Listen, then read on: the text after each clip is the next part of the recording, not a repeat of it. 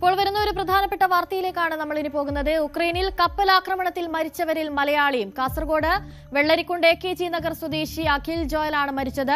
വെള്ളരിക്കുണ്ടിലെ Joel Sally ദമ്പതികളുടെ ഏക മകനാണ്. അവധിക്ക് നാട്ടിൽ വന്ന് വിവാഹമുറപ്പിച്ച ഒരു മാസം മുൻപാണ് തിരിച്ചുപോയത്. റഷ്യയാണ് കപ്പൽ ആക്രമിച്ചത്. KV ബൈജു ചേരുന്നുണ്ട് കൂടുതൽ വിശദാംശങ്ങളുമായി.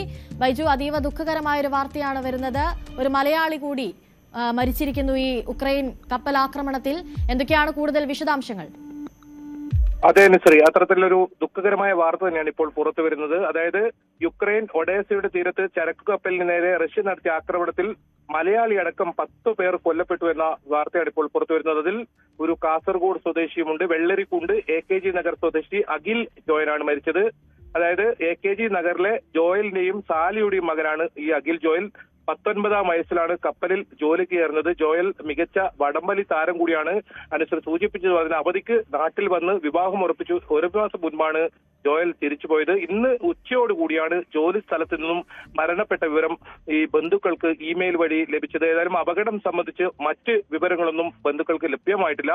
കൂടുതൽ വിവരങ്ങൾക്കായി ഇവർ വിദേശകാര്യ മന്ത്രാലയവുമായി ഇപ്പോൾ ബന്ധപ്പെട്ടു വരികയാണ്. എന്തായാലും ഗിനിയ ബിസാവു പതാകയുള്ള കപ്പലിന് നേരെയാണ് റഷ്യൻ ക്രൂസ് മിസൈൽ ആക്രമണം ഉണ്ടായെന്ന് യുക്രൈൻ വ്യോമസേന അറിയിക്കുന്നുണ്ട്. ഏതായാലും ഇന്ത്യൻ അതുപോലെ തന്നെ സിറിയൻ നാവികരാണ് ഈ കപ്പലിലുണ്ടായിരുന്നത്.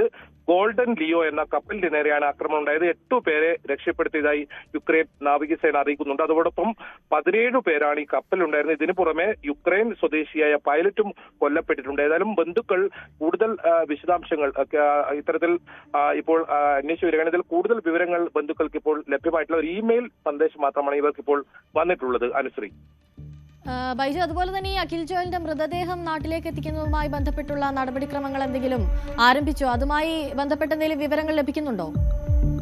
അനുശ്രീ, അത് സംബന്ധിച്ച് ഇപ്പോൾ ഒരു വിവരവും ലഭിച്ചിട്ടില്ല.